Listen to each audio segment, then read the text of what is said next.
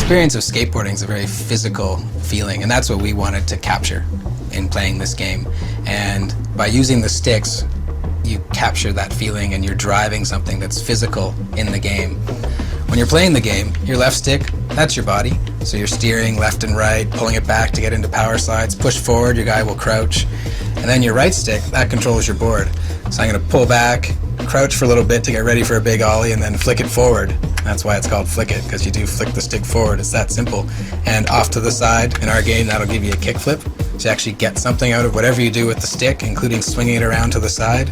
And so crouching and then throwing it forward, however much force you put into it, that's what your ollie is.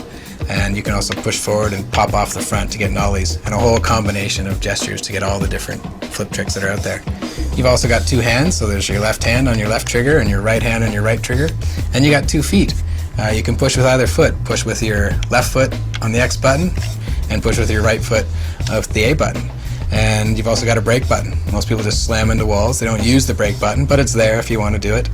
But one thing we've done away with is the grind button. It's much more meaningful in skate in that your goal is to line up and land onto a rail. So it's lining up for the rail, olling at the right time so you land onto it. That's when you get a grind. You don't miss a grind because you didn't press the button. You miss a grind because you didn't land onto the rail. It takes a bit of getting used to, but once you do figure it out, it's just a nice, rewarding, smooth way to play. To land into different grinds, you actually adjust your board while you're in the air. So I've ollied, coming down on a rail, pushing forward. That's how my nose will come down to land into a nose grind. Or push forward and swing it to the side. I can turn my nose over to land into a nose slide or blunt slide. Or just straight to the side, my board will turn sideways underneath the skater and land into a board slide. So it's that board adjust, again, the board control in the air that sets you up for different grinds. And that's how you have to do it in real skateboarding. And that's how you set up to a nice smooth animation into the next thing. It's not something you decide at the last second. It's something you really do set up for. It's really simple. What you do is what you get. You don't have to memorize or learn anything. Once you've taken that first few minutes and the thing clicks in your head that says, oh, that's how it works, the learning curve is just nice and smooth, and you can become a great skater really quickly. San Vanalona is the ultimate dream city. As cheesy as that sounds, for skateboarders, it's the city that we've been dreaming of. Thought about it, been inspired by 3 real-world cities, San Francisco, Barcelona, Vancouver. Put them all together, mix it up, and you come up with San Vanalona. The living world, as you know, as it's termed, definitely knows what you're doing, and they can hear you. So they'll hear you coming up. So if you're skating behind with loud, hard wheels, they can hear you. They'll react. They can get out of your way. That also works against you if you're in a spot where there's a lot of security guards, because they actually can hear you. So you know, you got to scout out your lines ahead of time, and you also look and watch. The security guards are on patrol routes. So like real skateboarding, you know, skaters know when's the time to get in, hit and run, get your trick, get out, you know, that kind of thing. So we actually have that as part of it.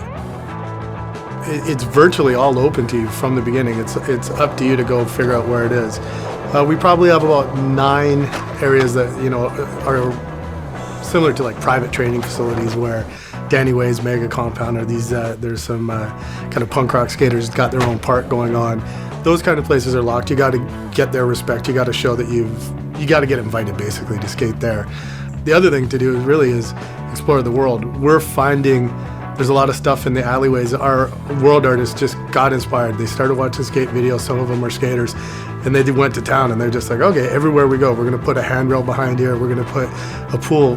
I just found a new pool the other day that I didn't even know, and I've been playing it every day for 8 months. And when you find those things, it's really cool. If I could explain how big our world is, I mean, people literally are getting lost in areas. Whether or not that's good or bad, don't worry. We have mini maps and maps, and you can port yourself around pretty quickly. So people get lost, and these are the developers. In terms of flat out bombing from the top of the world to the bottom of the world, 10 minutes. And that's if you know where you're going, and you don't get lost, and you don't stop to session anywhere, and you don't get hit by any cars. So good luck if you can do that. So our world's huge. It's completely massive. The motivation for creating Skate Reel was basically, it's something that tied really well to skateboarding. Guys are constantly making skate videos, showing off the stuff that they've done. You've got this big, huge world that you can go and kind of use your own creative energy and use your own style of skating to attack. And Skate Reel allows you to basically take the visual experience and share it with the rest of the world. What Skate Real allows a player to do is basically take anything that they've done in the game, starting at the beginning of your clip and kind of working your way through it. You can drop markers at particular positions in the clip where you want to have particular actions happen, whether it be a camera change, or maybe you want to slow down to half speed because you're just going into a kickflip onto a rail, for example. Or you can also, at those moments, at moments you choose, add different visual effects on top of it, whether you want a sepia tone, black and white, kind of an 80s, more saturated visual feel to the game, and kind of mark those moments throughout your replay. At what point, once you're satisfied with the changes you've made, it's basically 2 button clicks. Take that edited clip and upload it to our servers and share that with anybody else who's connected online through the console or also has access to our website at skate.ea.com. It's really just another way for you to kind of define yourself in your own sort of personal style. The sky is the limit. I'm just really excited to see what people do with it. Well, when you start, you're you. You've just shown up without giving away too much at the beginning of the game. We start you with a sort of a clean slate to create who you want to be. We have a backstory for it. It's pretty cool. And then from there, it's up to you. Like, skateboarding in our game, it's 2 things.